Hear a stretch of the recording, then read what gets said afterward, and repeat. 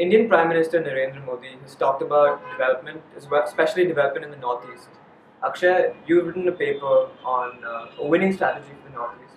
Why don't you tell us a bit about it, about your research, especially the Seven Sisters corridor? The paper, A Winning Strategy for the Northeast, was written in July 2011. So it was 4 years ago, but it remains relevant. What Gateway House suggested in that paper was that the new government, or at least the government in Delhi, needs to look beyond the Look East policy. In that, it needs to use and develop the Northeast as an integral part of its Look East policy. And the idea that we suggested was that we develop something called a Seven Sisters corridor. What we had suggested that corridor in the Northeast do is that not only it connect all the 7 states in the Northeast together, but also connect the states and India with our neighboring countries such as Bhutan, Bangladesh, and Myanmar. And the reason why that is important is so that Northeast, not only so that Northeast becomes connected with itself and with the rest of India, but it also becomes the connector for India with ASEAN, and that's why the Seven Sisters corridor is so important to implement. So, staying with the Seven Sisters corridors, what are some of the initiatives, the projects that you think Modi should really prioritize in the next 100 days? In the Seven Sisters corridor, what we have suggested is that, of course, a corridor will require special focus on infrastructure such as road and rail.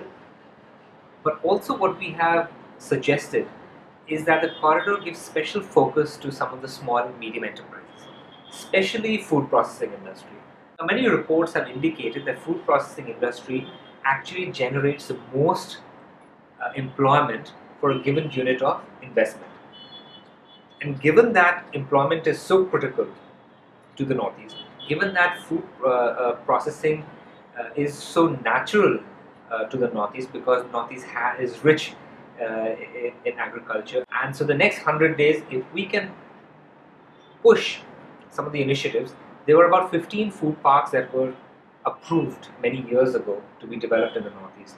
I think only one has been initiated and developed. So there is a lot of potential, and I think this government can easily take up the other projects and implement them. In terms of the present initiatives and projects that are ongoing, where do you see gaps that exist that Narendra Modi could really address? The security situation has been stable and relatively peaceful so far, but it cannot be taken for granted. Assam is relatively peaceful, but then you saw with the conflict between Bodos and the Muslims, it's very volatile.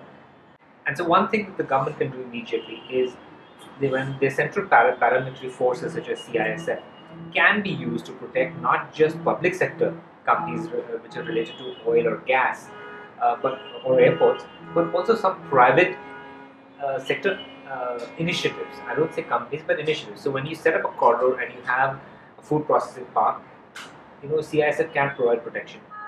And the third thing is, Modi has already made a gesture by inviting the Bangladeshi Prime Minister and the Bhutanese Prime Minister for the swearing in. So he can take this relationship forward, because this Seven Sisters corridor, one of the main things about the Seven Sisters corridor is that it connects to these neighboring countries. So I think with these 3 things we should have a good start.